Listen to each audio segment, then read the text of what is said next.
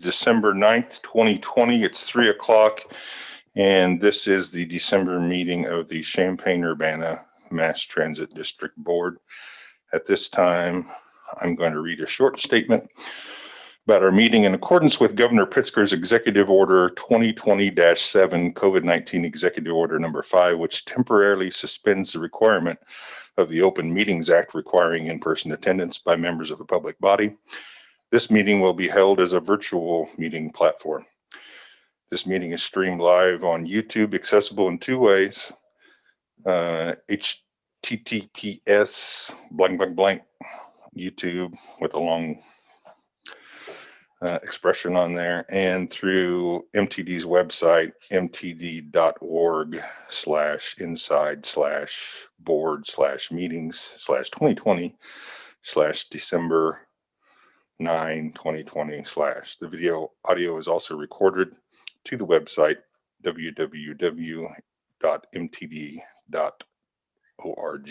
after the meeting.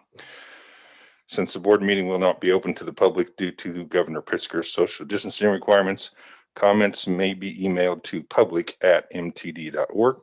They will be read aloud in the applicable public hearing or audience participation in portion of the meeting in the order that they were received. Email submissions will be accepted until the time reserved for audience participation is over. Each comment will be limited to 5 minutes. Roll call, please. Barnes. Here. Bauer. Chaplin. Delgado. Fasella. Present. Hannon. Here. Dial. Here. We have a quorum. Yes, quorum's present. Is Linda present online? Yeah, her video came up, but I didn't hear an audio, but she is here. All right. Well, at this time, we would like to recognize Linda Bauer, who's a longtime board member who is not seeking reappointment. And this should be her final meeting, or what we anticipate will be her final meeting on the board. And we're super thankful for her participation in these last several years. And she's been a great board member and has been very interested in what we do here at the MTD. I'm going to allow Carl a couple seconds to make a comment also. I don't know if she can hear it over the speakers, but she's getting a salute from the fire department as they drive by the building. Amazing. Damn good board member. Linda has been on the board for quite a while, and she was on the board when the board made my appointment into this position. So Linda has a very fond place in my heart, and I appreciate the service that she has given to the district and the community. She served as chair for several years and has been one of the longtime leaders of this board. So Linda, thank you very much. I know Beth already delivered a few gifts to you, and they are just a very small token of our appreciation of everything that you've given the district over the last 10 years. So thank you. And hopefully she heard that. If not, she can listen to the tape or see it on YouTube later. All right, our next item will be the approval for our agenda for today's meeting. That'll be a roll call. Could I have a motion and a second? So motion. Second. Oh. It's been moved and seconded to approve our agenda for today's meeting. Roll call, please. Barnes. Yes. Bauer. Oh, sorry. Chaplin. Delgado. Fasella. Yes. Hannon. Here. Dial. Here. Motion carries. Our next item is a public hearing on the general tax levy ordinance for 2020. The primary purpose of this public hearing is to provide an opportunity for public input on the general tax. How can there be more than one train? How crazy is that? Public input on the general tax levy ordinance of the Champaign-Urbana Mass Transit District for revenue year 2020 to be paid in calendar year 2021. Notice of the proposed tax increase for the Champaign-Urbana Mass Transit District appeared as a black bordered notice in the News Gazette on November 27th, 2020, and the proposed tax levy was posted on the district's website, www.mtd.org, under the financial documents for public review. Will the clerk read any comments received from the public at this time? Mr. Chair, we haven't received any public comments. Excellent. If there are no other public comments, I will declare this public hearing on MTD's general tax levy ordinance for 2020 to be closed. Our next agenda item will be audience participation. Will the clerk read any comments received from the public for audience participation? Mr. Chair, we haven't received any public comments on All that. right. We will move on to the approval of our previous board meeting minutes. That will be from the October 28th, 2020 open session. Motion and a second, please. I move that the minutes be approved as distributed. I second that motion. It's been moved and seconded to approve the open session board meeting minutes from October 28th, 2020. Roll call. Barnes, Yes. Bauer, Chaplin, Fasella, Yes. Hannon, Dial. Yes, motion carries. Our second item is the board meeting minutes from October 28th, 2020 from the closed session. A motion and a second. I would motion that those minutes be approved. Second. It's been moved and seconded to approve the closed session board meeting minutes from October 28th, 2020. Roll call. Barnes, Yes. Chaplin, Fasella, Yes. Hannon, Dial. Yes, motion carries. Next item is communications. Carl? We haven't received any communications. Chair, can I just take just a second? I want to Yep. speak to, because we seem to have lost the audio or never had the audio for either trustee Bauer or trustee Hannon. And so I just want to remind each of them, hopefully their computers are working properly, but to unmute when there's a vote or if they have something to say, because we have not been hearing them. Okay. Thank you. Any communications from any board members that they've received over the past few weeks? Nothing. Okay. Our next item is the fiscal year 2020 MTD audit presentation by Martin Hood, LLC. Can I jump in here? Okay. Yes, so we have Greg Douglas from Martin Hood to present the audit. Okay, thanks, Carl. As Carl just mentioned, my name is Greg Douglas. I'm the senior manager on the audit engagement for Martin Hood. Mitch Schluter, who's the partner, and Nate Warman, who was the in-charge auditor out in the field, are on assignment today, so they're not available for the meeting today. So I'm going to touch on our auditor's reports that cover our 5 main tasks in the audit engagement and the other communication letter. And these are all in your board packet. They're on pages 7 through 96 in the board packet. And I will also discuss some financial statement amounts that had some major differences between fiscal 20 and fiscal 19. As I go through the presentation, I'm going to be referencing page numbers, and those page number references are going to be to the board packet page numbers, which if you have a colored version, they're in red at the bottom of the page. If you don't have a colored version, you can see that they're sort of further down on the page than the other page numbers. Okay, so I believe Ryan, you're in control of the presentation here. So if you can go to the first slide, there you go. I'm going to start out at the independent auditor's report, which appears on pages 7 through 9. We've issued an unmodified clean opinion, and this appears in the second full paragraph on page 11, and that's shown here in the page on the screen. This report covers all sections of the audit document except the management discussion and analysis, which appears on pages 13 to 25, and the required supplementary information that can be found on pages 58 through 61. Now, those sections that this auditor's report doesn't cover are known as required supplementary information. We read those sections and make sure that they are consistent with the financial statements that we're giving an opinion on. but we don't issue an opinion on these sections. We do issue an opinion on the regular supplemental information, which are on pages 62 to 82. That regular supplemental information is compared in relation to the financial statements, the main financial statements. And that opinion is on page 12 in the first full paragraph in the last sentence. Brian, if you go to the next page, you'll see that there, it's actually in the second paragraph here, the second paragraph on the screen. And again, this is an unmodified, clean opinion, exactly what a board member wants to hear from their auditor. Now, an unmodified, clean opinion means a couple things. First of all, it means that the note disclosure and the financial statements are proper in form compared to generally accepted accounting principles.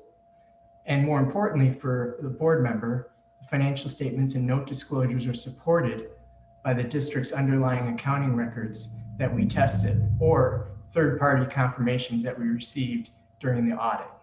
So again, unmodified opinions on the main financial statements and the supplemental schedules. Next, I want to look at pages 13 to 25. Ryan, if you go to the next slide. And I'm not going to look at this in detail, but just mention this is the management discussion and analysis section. This section provides a synopsis of the financial statements from management's point of view.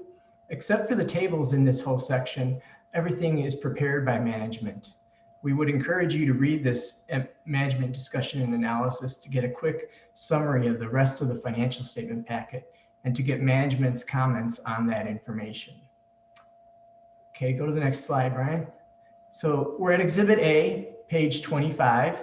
This is the statement of net positions. There's a couple lines I just want to point out here that had some significant changes from last year. The first one being at the very top, the land and construction in progress not being depreciated. There was about a $12 million increase in that line between the two fiscal years. And there's also another line towards the bottom, the notes payable. You'll see a $5.6 million increase between the two fiscal years.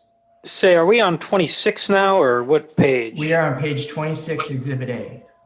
But I have a question about page 17. Okay. It's really something for Carl. The jump in total net position between 19 and 20 was apparently due to asset growth of about $10 million. And I was just wondering what that was.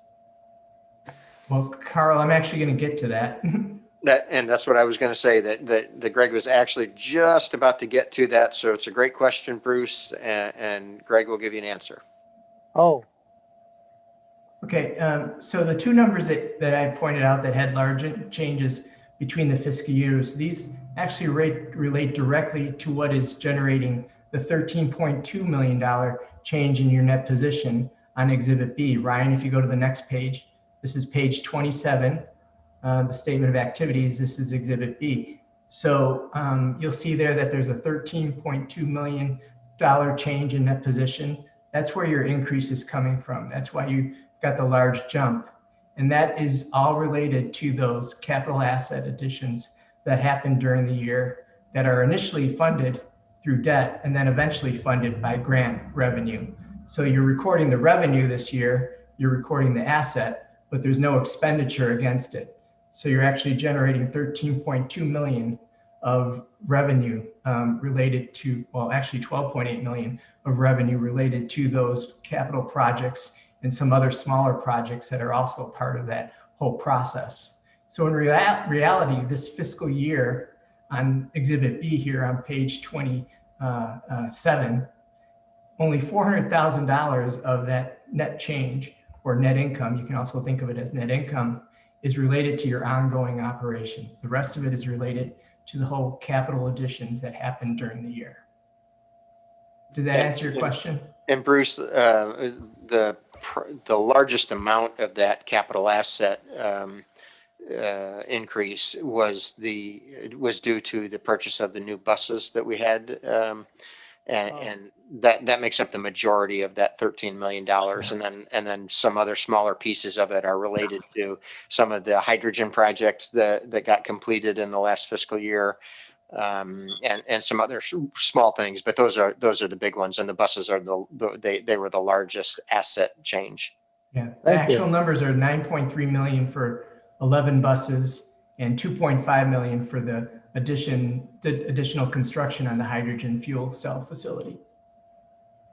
Thank you. You're welcome. Okay, moving on to our second task, our major task is providing assurances on CUMTD's compliance with the district's Downstate Operating Assistance Program grant. Ryan, if you go to the next screen, you'll see here the calculation on page 69, Schedule 3, that gives you the calculation of the grant amount for this year, which was $32 million. And then if you go to the next slide, Ryan, is page 71. This is Schedule 5. This presents our conclusions on the compliance for that grant for the fiscal year. And you'll see on items 2 through 5 that we note the district has complied with all the grant requirements we tested. Our third task is to provide assurances on CUMTD's compliance with the CCART's Downstate Operating Assistance Program grant. And Ryan, if you go to the next page, pages 76 and 77, calculate that grant. And actually I gave Beth the wrong page here. I gave her the first page. I should have given her the second page that shows the calculation. But those 2 pages show how that grant is calculated. And then on page 79, Ryan, if you go to the next schedule, Schedule 10 presents our conclusions on compliance for that grant. And again, on items 2 through 5, we note that the district complied with all the grant requirements we tested. Excuse me. Bruce, you have a question? Yeah, question on page 54. Why the jump down in self-insurance claim liability between 18 and 19? Big jump.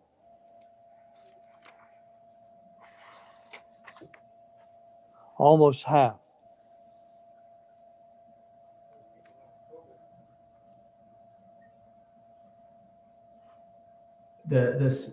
From the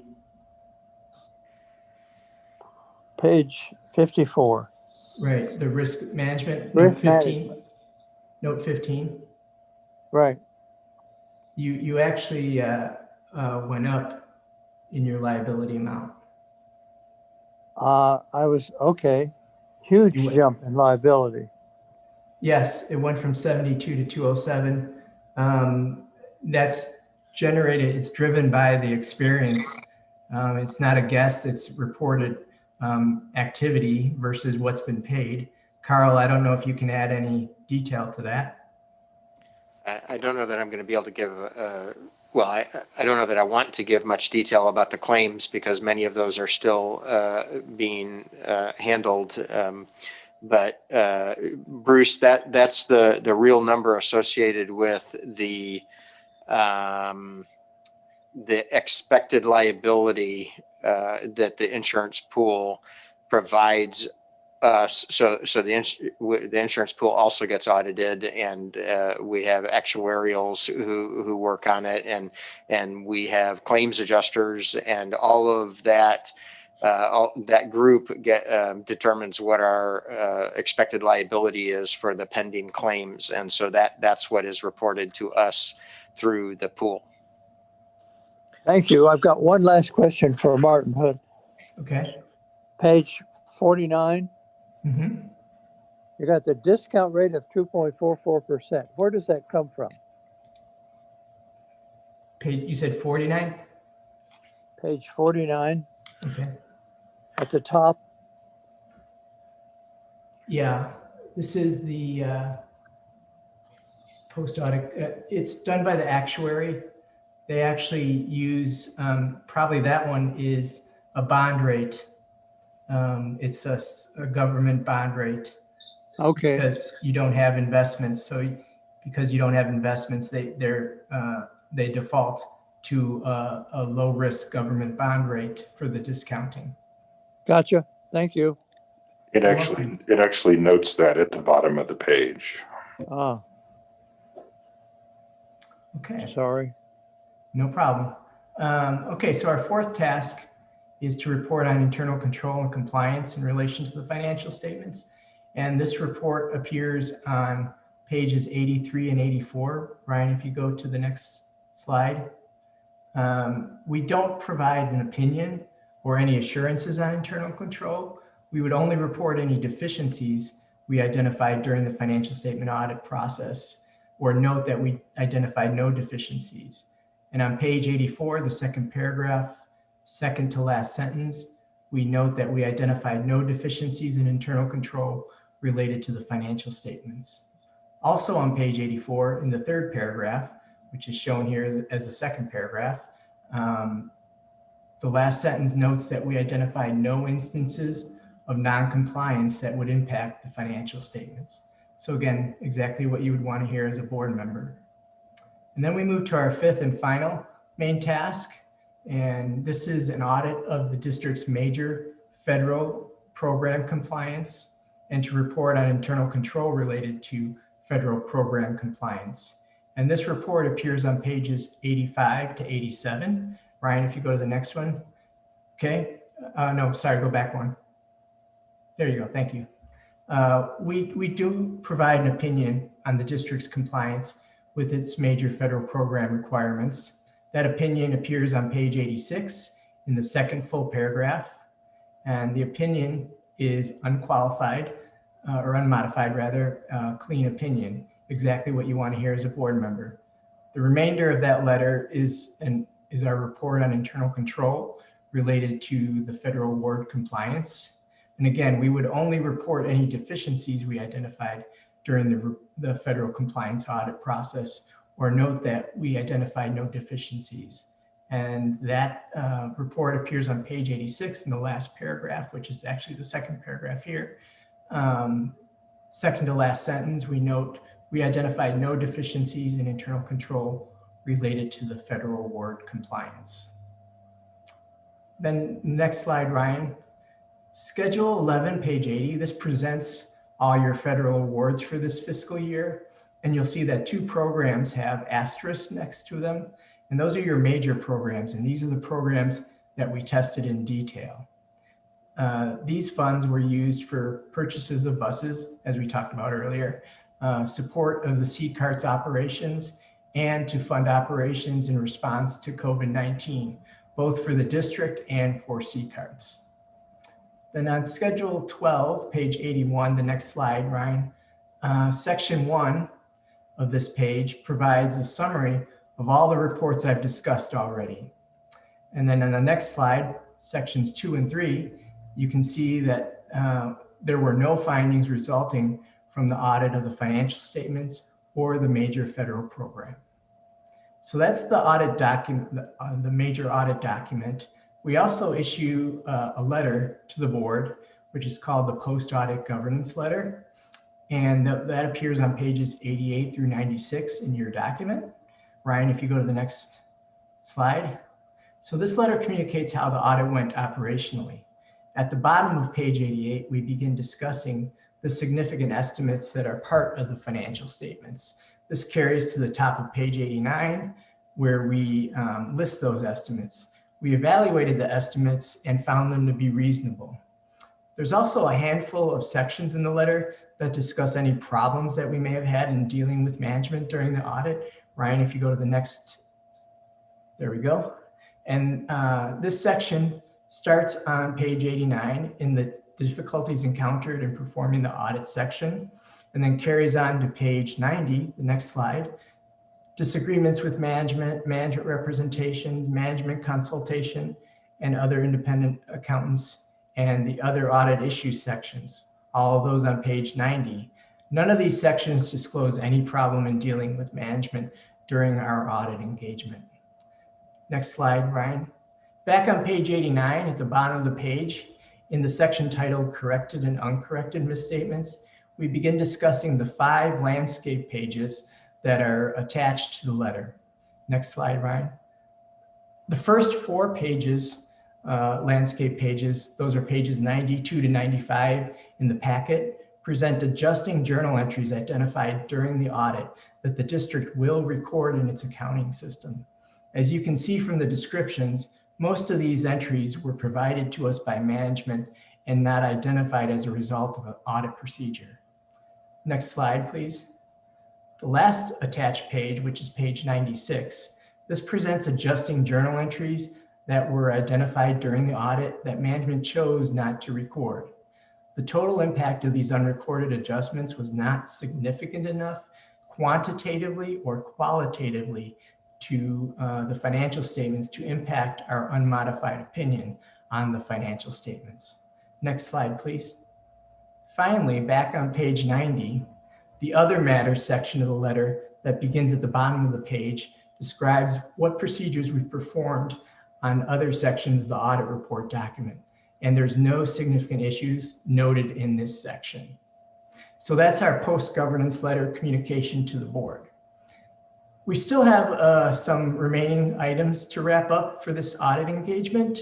The first of those being compiling the annual financial report for the district's submission to the Illinois Comptroller. That filing is in preparation currently by Martin Hood. It will be ready for electronic submission by management prior to the 12/28 due date. The other task that we're working on is initiating the Federal Single Audit Data Collection Form for submission to the Federal Single Audit Clearinghouse by the district. And again, that preparation actually started yesterday, and the filing will be ready for the electronic submission by management prior to the January 2nd due date. With that, I'd just like to mention it was a pleasure working with management and staff throughout the audit. We'd like to specifically thank Carl and Amy, Beth, Michelle, Jolene, Jane, Debbie, Eric, and Ken, and the many other staff members who worked with us throughout the audit engagement.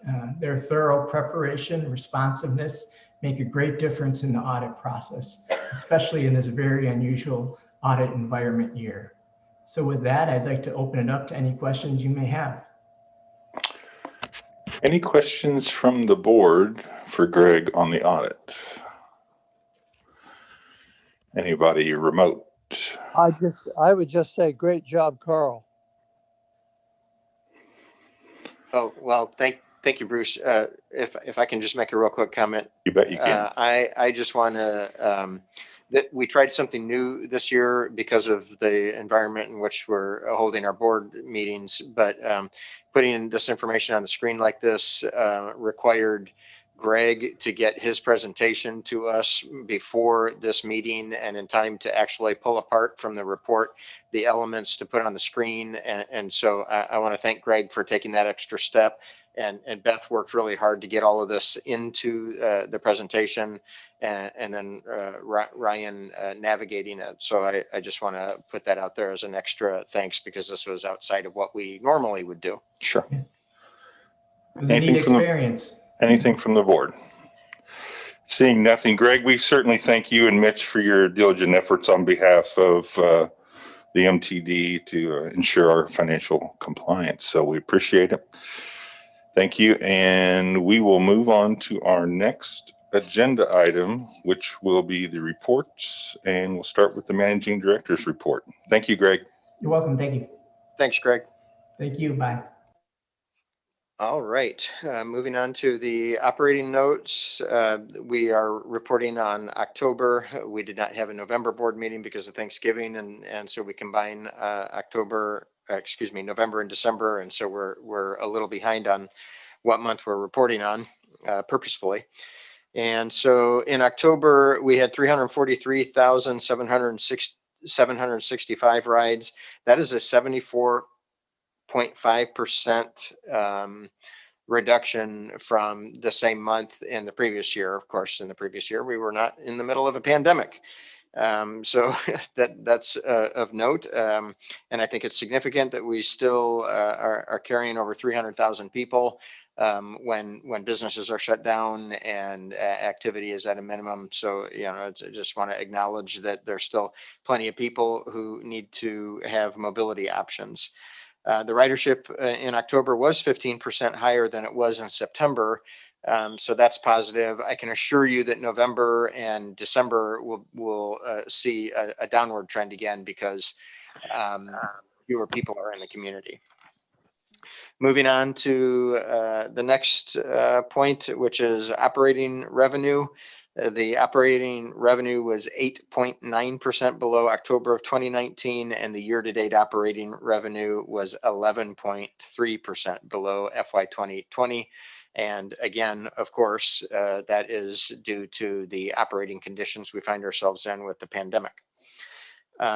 Maybe a silver lining is that our operating expenses were 3.4% below October of 2019, and the year-to-date operating expenses were 1.6% below FY 2020. So staff continues to work hard and diligently on cost containment, and so I really want to shout out to our maintenance department in particular, and really continuing to get things done, continuing to keep things safe and operational, but constraining our expenses.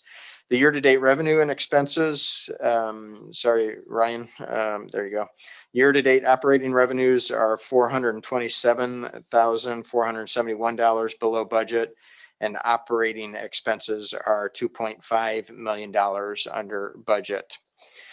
And I will move on to some notes. I have let most of you know, but just maybe to let the public know, if they didn't see the article in the paper, MTD was awarded a $7.5 million grant with the Rebuild Illinois program. And so 2.9 million of that will be spent on 3 replacement 60-foot hybrid buses. Those are replacing our now 20-year-old 2001. They were built in 2000 articulated vehicles. 110,000 will be spent on rehabbing some of our first generation kiosks, information kiosks on campus. And then we have had over the last several meetings, conversations about the solar array expansion to power the hydrogen production station. And as you'll recall, we finalized a lease with the Urbana-Champaign Sanitary District in order to do that. And we got out of this grant program $4.5 million to fund that project. And so that is very exciting. We are estimating that will pay for about 85% of that solar array expansion. So that is significant, and we're very grateful that we were awarded that from the state. The next note is we have negotiated a service level to provide on campus to the university starting in January. It is a significant reduction of service. And that primarily is to level up to the amount of revenue that they've been able to, or that they anticipate being able to receive from student fees. And in fact, it does exceed what they'll receive from student fees, but the university is kicking in some change to help fund that so that there is still service on campus. So we've worked very closely with the university in this effort, and we're very understanding of their position, and they are very understanding of our position. So that makes it easy to have a conversation, though challenging to find that right sweet spot, which I think we did. Just as an update on some of where we are with the federal funding, today is December 9th, and the federal government is funded through December 11th. And barring another continuing resolution, it will be shut down. I think everybody is really motivated to not have that happen. And so I think today they were supposed to take a vote on a 1-week extension or 1-week continuing resolution. And that will give them another week then to finalize the negotiations between the House and the Senate and the Democrats and the Republicans to arrive at a full funding bill for the remainder of the fiscal year. And so again, I think everybody is pretty motivated. And I anticipate that will happen over the next week. And I'm sure today, I feel confident that today's vote will be affirmative for the continuing resolution. If it hasn't already been, I didn't check before the meeting. They are also still talking about another COVID relief bill, and there is some transit funding in that relief bill that seems to have some legs and may see the light of day before the end of this Congress. But it remains to be seen how that money will be distributed. There are maybe a handful, maybe 2 handfuls of very large transit systems, New York, Washington, D.C., Los Angeles, Chicago, et cetera, that are just collapsing under this current fiscal environment. And while we are experiencing challenges and our small urban system brethren are experiencing challenges, it's not to the degree that the behemoths are experiencing. And so I think there's some likelihood that the majority of that transit relief funding will go to those large systems and not to smaller systems like us. They haven't finalized that yet, and we haven't seen the details. So we're keeping our fingers crossed that we still will be able to pick up some crumbs that will help us get through to the end of this pandemic. And with that, I will take any questions that you have through page 132. Questions for Carl from the board? Phil? Carl, I was a little bit curious. We purchased 3 diesel hybrid buses. How come we didn't go with hydrogen? I might have some ideas, but. Yeah. Well, to be clear, we haven't purchased these yet. We just got the funding in line.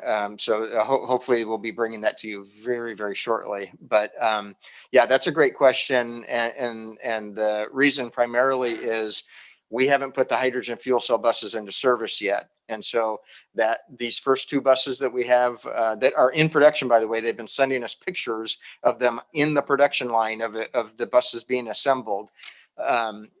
That's a test program, right? And so we want to have some time to put them into service and use the hydrogen production and fueling station and all of that before we commit to it. And we fully expect to be able to commit to additional purchases, but we want to be able to kick the tires, so to speak, before we do that. But at the same time, we can't really wait. These buses that we're replacing are as old as any buses that we've ever operated before. And again, kudos to our maintenance department and keeping them in great condition, but we can't get parts for them. We can't get Freon for them. They're a problem. And so we need to turn those over. And it does make sense. And since the buses are kind of tied to the solar, I was curious if you had any updates from engineering on my questions from last week about the solar on top of the sludge storage building. Have we heard anything on that? We did get confirmation. We got the engineer report on that building, and it's 15 years old now, right, Jane? Sorry, I'm catching you off guard. I believe the building is 15 years old already, and it's in very good condition. And so they did check for corrosion, and it's in great shape. And they feel like we will be able to get we'll be able to get a life out of the roof, the existing roof, that matches the life of the solar array. So I think we're in good shape. Just as a side note, that building there's a roof, but there are no sidewalls. And so it's open air. And so that probably dramatically helps the corrosion issue that you expressed a concern about. Also on the new diesel hybrid buses, so we're using the other articulated buses right now a little bit more because of social distancing. Probably we're using them in different ways than we have in the past. Is that accurate? Yeah, no, that is absolutely accurate. We are occasionally getting comments and or complaints from members of the public about why are we driving the largest vehicles that we have when our ridership is at an all-time low. I get on the surface that point. It's a fair question, but the reason I think is fairly obvious that we're trying to give people as much room as possible to keep proper physical distance from one another. Sure. Thank you. Any other questions for Carl on his report? Anybody out in electronic land? Seeing and hearing none, we will move on to our first action item, which is ordinance 2020-3. The general tax levy ordinance for 2020. This is recommended by staff for approval. Any board comment on this item? We talked about this last month. Phil. I've said this a million times, but I feel like I should probably do it again. I think that staff is doing their job on this. Their position, Carl's position, is to represent the interests of the organization, and it's always good for the organization to have more money. But I think as trustees, we're appointed with a slightly different mission. And I think we do have to represent the interests of the people that live in our district, work in our district, the businesses in our district, the people that pay taxes and rent in our district. And I think we're in the middle of a medical crisis, certainly, and I think we're heading towards an economic crisis. And I think it is inappropriate for us to be raising our levy at all. I think if the tax base somehow grows in the next year, if Carl's property comes on the tax rolls, it would be good to be able to offer some tax and rent relief to struggling families, struggling small businesses, nonprofits, all of the tax and rent payers in our district. I understand the optics of this. You know, we're building a hockey arena, we're building a solar array, we're doing a lot of things that I feel like if we were struggling, we wouldn't be doing. And I know there's grant money involved and such, and it's exciting to be getting free money from these different entities. But I do think times like these, we ought to be tightening our belts, and not searching for new sources of revenue, but searching for ways to spend less money and take care of the people who are struggling to get by that we represent. So that's just sort of my 2 cents and why I will be voting against this levy. Thank you. Thank you, Phil. I appreciate your position on that. And I do agree that we need to be extremely careful with our spending. And I think we're doing, right now, everything we can. We're just basically covering our costs of operation and what we anticipate to be the actual increase in our tax revenue next year will probably be very minimal, and will hopefully have a minimal effect on the vast majority of taxpayers in the community. But I do believe that this design of this levy, should additional properties or unanticipated things happen with the available tax base, this puts us in a good position to capture that, and perhaps at that point we'll be able to offer tax relief to the community. So we will see what happens. And I think, as is noted in the document on page 133, we can see what many other local taxing bodies are doing, and many of them are taking a similar tack to what we have proposed.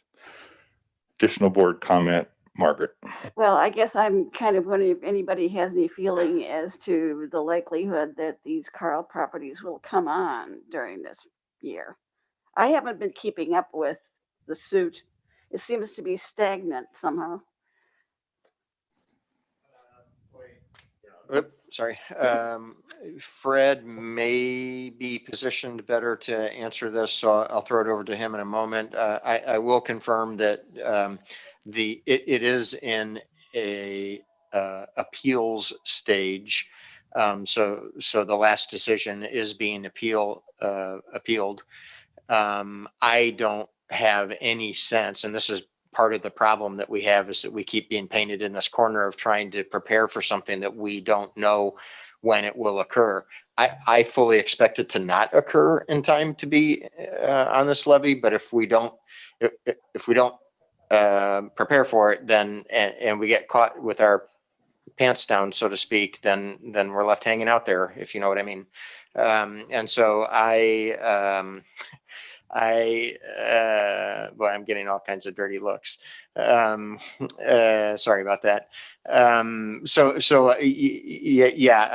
don't know that we know. I personally don't believe that it will happen this year, but you know, I think the best way to make sure that it does happen is by not preparing for it.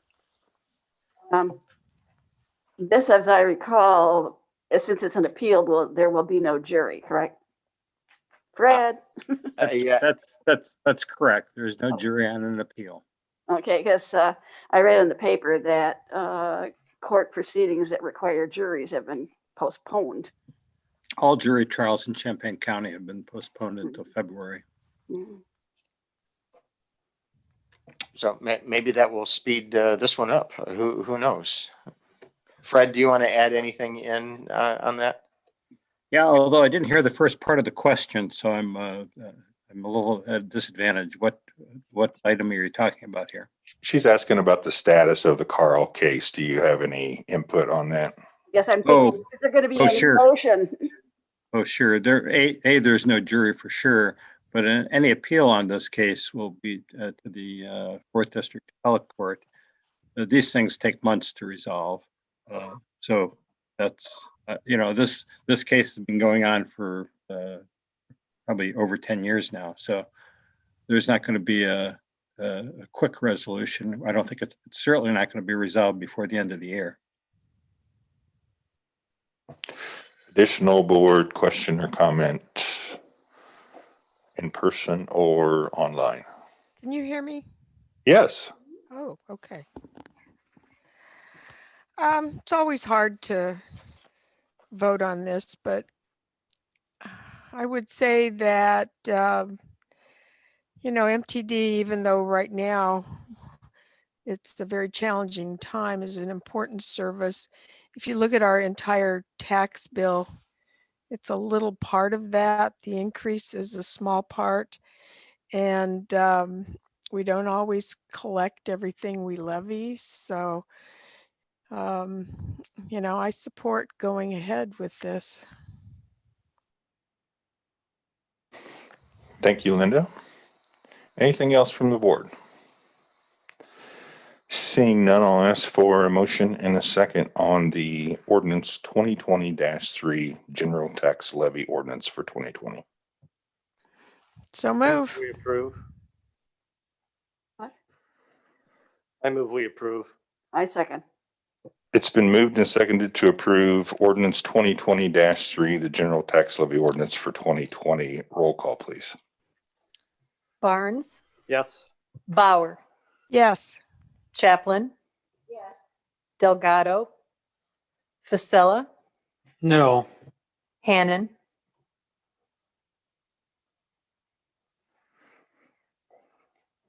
Yes, yes. Dial. Yes, that motion carries. Thank you. Our next item is our harassment policy update, page 141. I am going to turn that over to Jacinda Crummer, our Human Resources Director. Hi, everyone. Good afternoon. It wasn't very long ago that you reviewed this harassment policy and approved some revisions on it.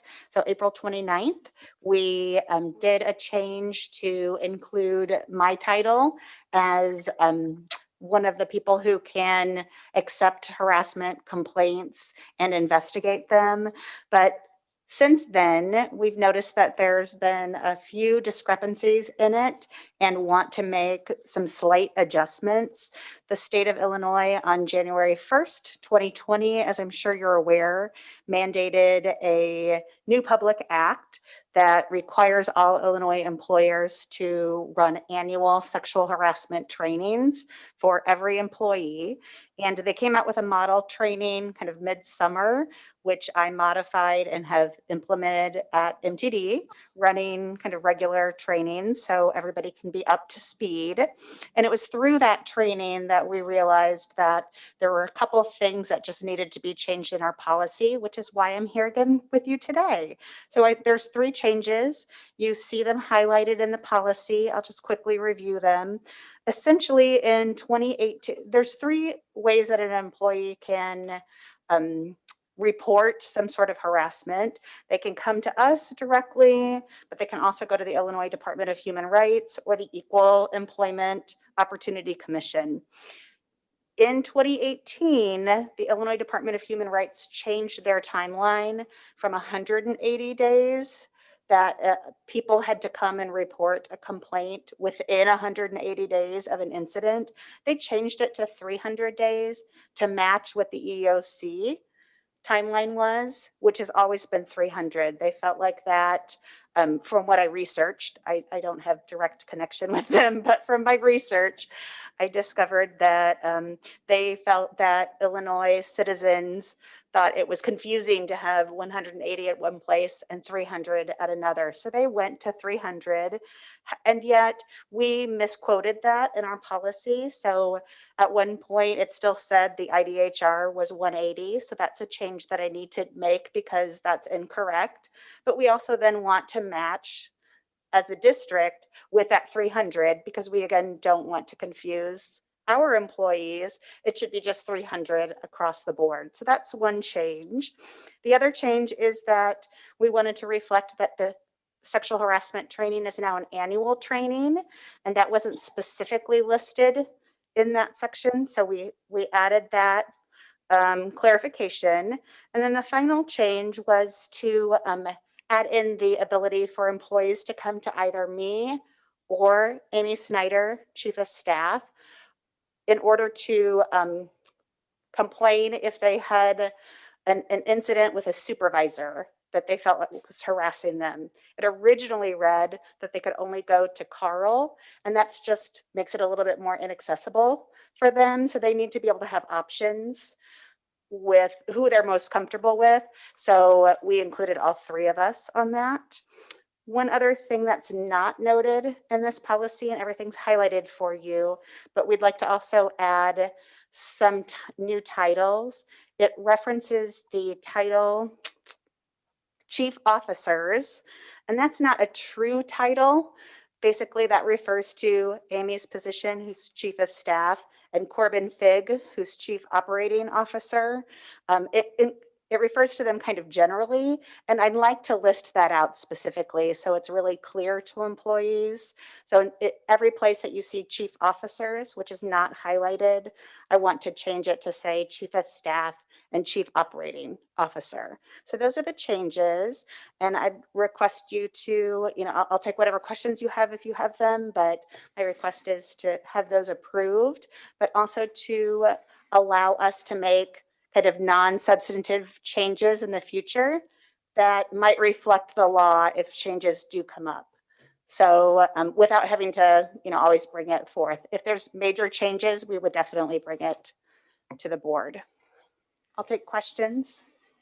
Okay, and just to be clear, so even though you don't have these chief officer where you've got that in here now, you're going to update that. Yes, So I next would time like we to see update that, that. that will be Yes. already be in here. Thanks. Additional questions for Jacinda on this document? Margaret? I don't recall the wording in here where it is that says that, or that defines what things can be changed without coming to the board in this policy. It's not in the policy itself. It's on the initial, sorry, I'm trying to pull that up. It's on page 141 where my update policy kind of summary memo is. And so my recommended action is to accept this policy, but also provide us the ability at MTD to make future non-substantive changes. So we're asking that to be a part of your motion, Yes. or Yeah, whoever makes the right, yeah. motion to include that in there so that we don't have to bring this back to you for, a straight period or comma or something. Right. A title change, something that wouldn't be major. Yeah. Who would make the changes? I would make the would make changes, them? yes. And then anytime we make a change, I need to send it out to the entire district and make sure everybody has it. And I would do that even if there's some slight formatting changes. Mhm. It would be updated and put out in a bulletin. Okay. Dick. The training that you're referring to, is it only involved with sexual harassment or harassment overall? The training is sexual harassment, as it was sent to us from the state of Illinois, but certainly the policy itself is about harassment overall. And when people contact IDHR or EEOC, it's more of a global or larger umbrella. In your professional opinion, would it be good that the training cover all types of harassment? I do intend to, we have to do it annually. So I'm just wrapping up this one, which was kind of our baseline training. I shared it with the board. You will get it at some point. I shared one version of the training in kind of a Zoom online so that you can see that. That's modeled very much with what the state of Illinois had given us. But each year we'll have baseline stuff that we have to cover as per the Public Act, but then I can supplement it. And I agree that it will be supplemented with other kind of discrimination, harassment topics. It's a great Thank you. opportunity to be able to add those additional items in. Yes. Sure, since you're going to have to do this other part annually anyway. Right, exactly. Sure. And I assume that, are you doing that kind of continuously all the time with different groups, or how does that work internally? We are, this is the first year that we've had to do this specific training. They certainly have had this training at orientations and in summer reviews.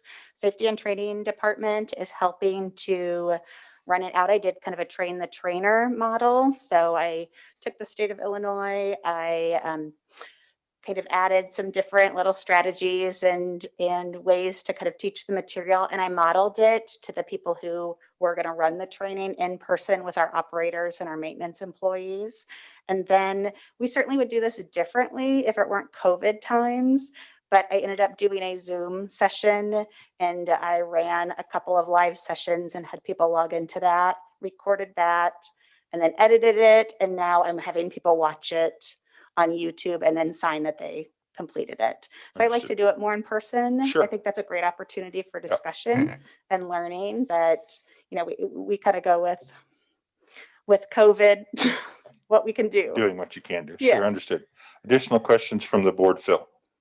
I don't know if Fred is still on the call, but Fred's on the call. He's on the job. Good man. I knew you would be. Any thoughts for us on, I don't know, anything we should have reservations about delegating this sort of authority to staff, or is this a pretty routine thing for them to be updating on their own?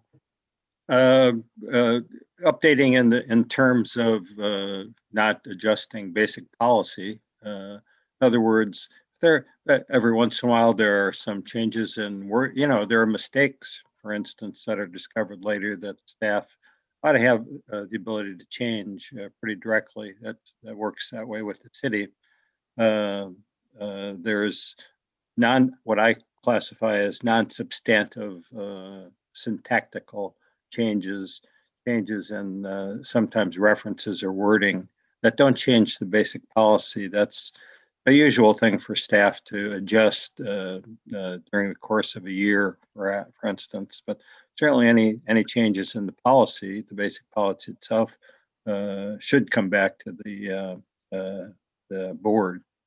And I think that's what you said related. That is my intent. And thank you, Fred. Anything else from the board on this particular item, the harassment policy adjustments? Margaret. I move that we approve this updated harassment policy, including any future editorial changes along the lines we've discussed here at this meeting. I'll second that motion. It's been moved and seconded to approve the policies and procedures number 13, the harassment policy, and allow staff to make non-substantive changes per our direction. Roll call, please. Barnes, Yes. Bauer, Yes. Chaplin, Yes, Vasella, Yes. Hannon, Yes, Dial. Yes, that item carries. Next action item is the Healing Illinois Grant Award. Jane. Thank you. Okay, I think I bring you your last action item. So that's good news. We are thrilled to have been awarded some state funding, $30,000 in state funding through the Healing Illinois initiative. We actually just found out about this award last week, and what we're asking for today is authorization for the managing director to execute this grant. This funding will be used for some training, some employee training. We have a structured and established development and training program at MTD. We call it MTD University. And so this allows us to expand the scope of that a little bit and gives us an opportunity to work a little more with some local consultants, Lead for Equity and Engagement, which we've already been working with on other topics with MTD University, but this expands the training to include some anti-bias training, anti-racist training. The whole purpose of the Healing Illinois initiative is to focus on racial healing and culturally competent dialogue and restorative conversations, things like that. So a very good cause, and we're excited to be able to integrate that further into our training here at MTD. So this grant will cover all of the training costs, so there's no additional expenses for MTD. Don Owen is the founder of Lead for Equity and Engagement, and he's here on Zoom, I think. So since he carved out some time in his schedule, I want to give him just a moment to talk a little bit about the training. Yeah, thank you, Jane, and thank you to the MTD board and to MTD leadership. I've been very impressed working with them through MTD University since the beginning of 2020, and I'm thrilled that MTD was able to get this grant. I think it does some great work at an important time. As Jane said, the main purpose of this is to build and advance knowledge and understanding of racial healing and racial equities and racial equity in communities across Illinois.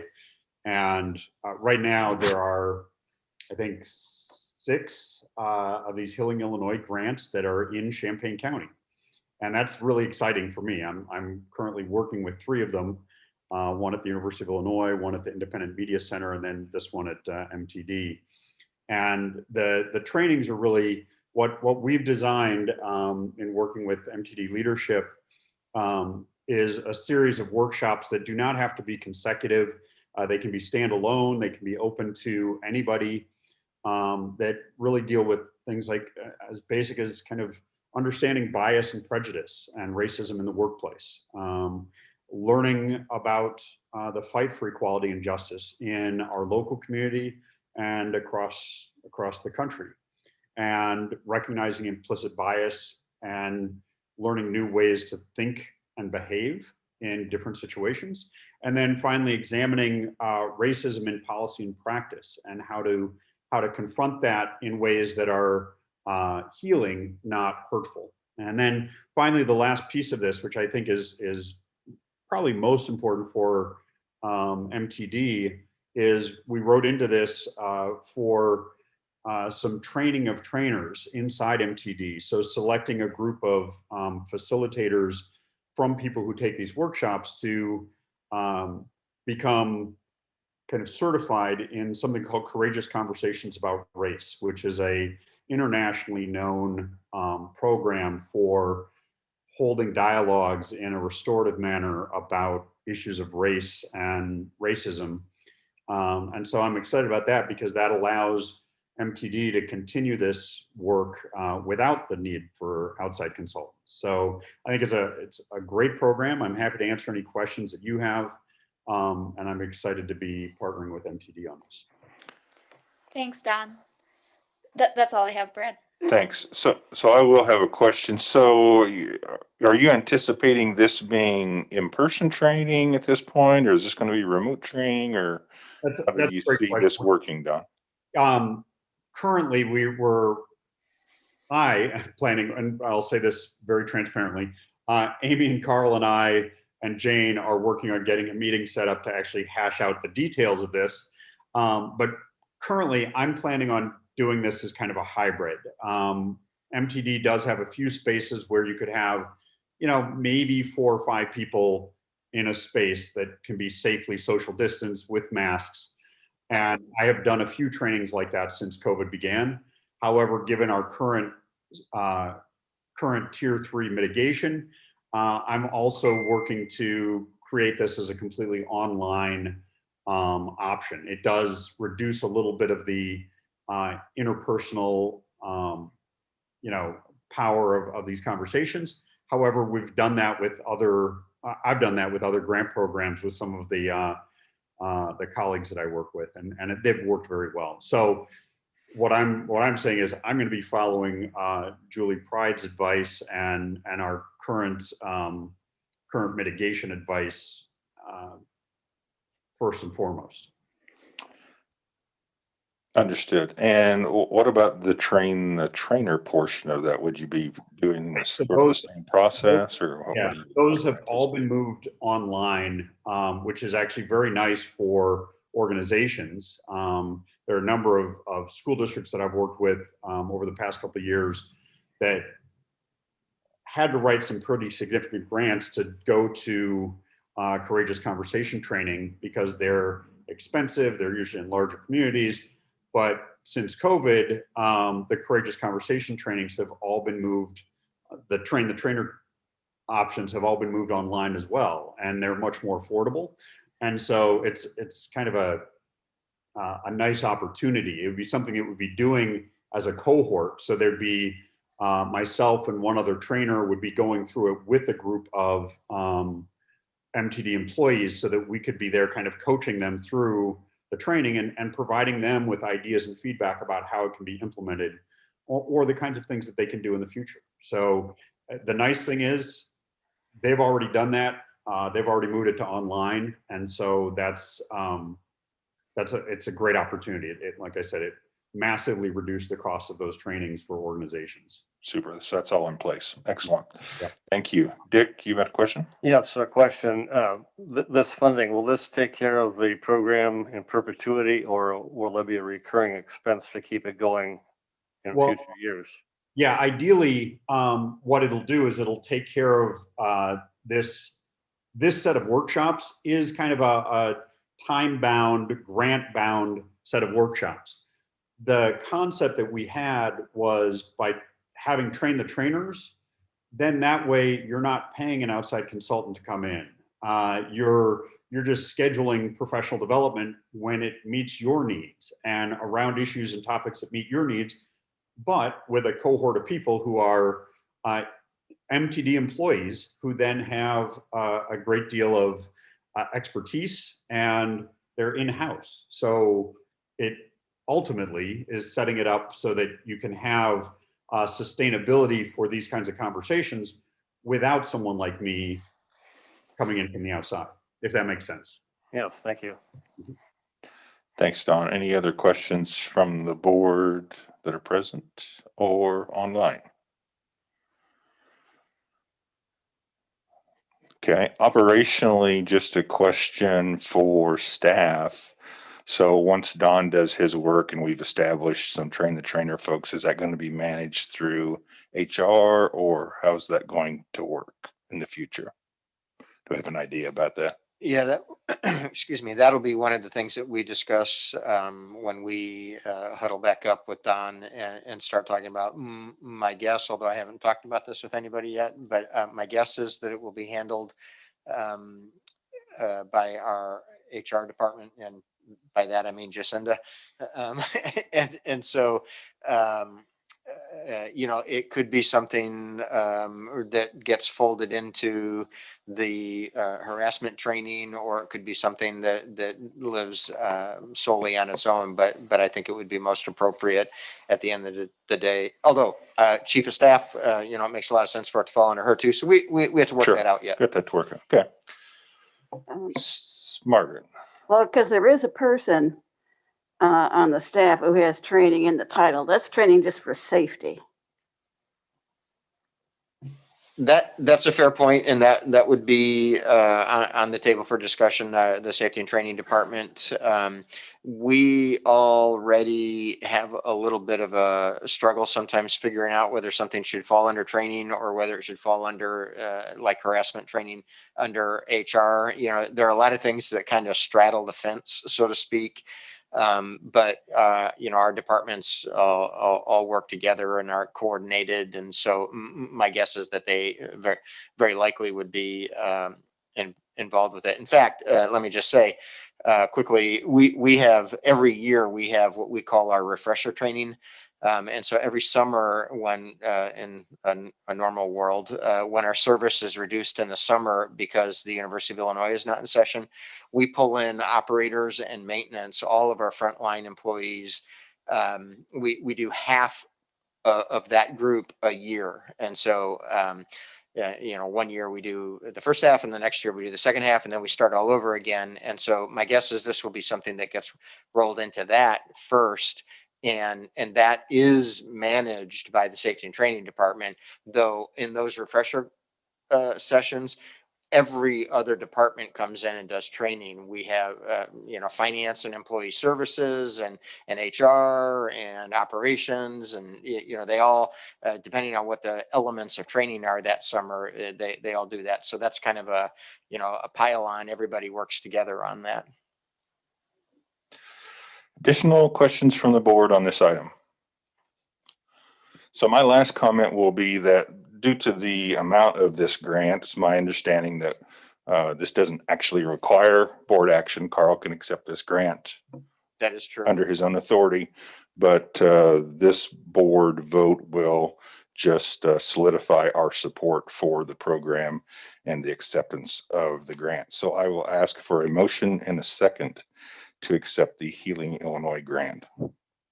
I move that we authorize the managing director to accept the grant. Second. It's been moved and seconded to accept the Healing Illinois grant award of $30,000. Roll call, please.